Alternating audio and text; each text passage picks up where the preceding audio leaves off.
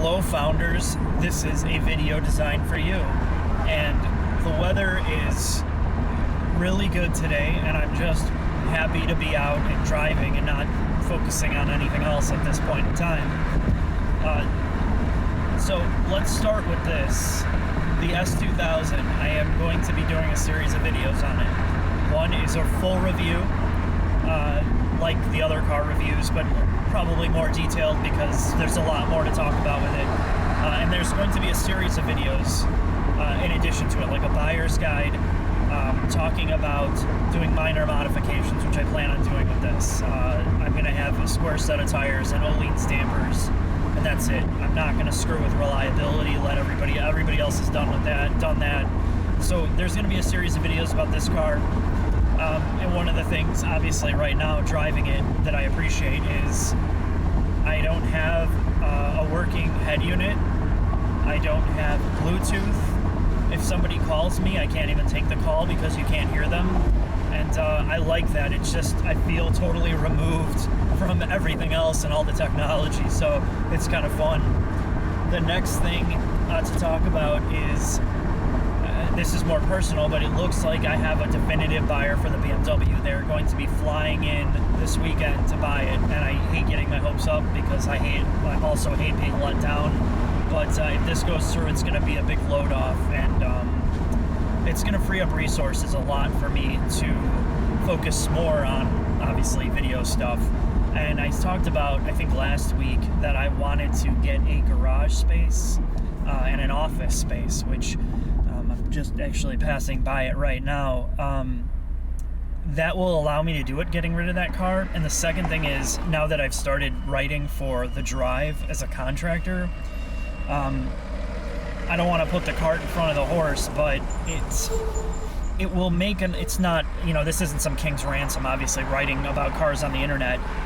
It will give me enough money to basically pay for the rent of $700 a month for the shop, and I just have to install a lift, get some, electrical setup in there, and I would like an air compressor, but I'd move all my tools and shit in there so I could really have a studio space. And this is something that, a lot of people talk about, goals with, like a lot of YouTubers or people that do that, talk about numbers, subscribers, amount of money.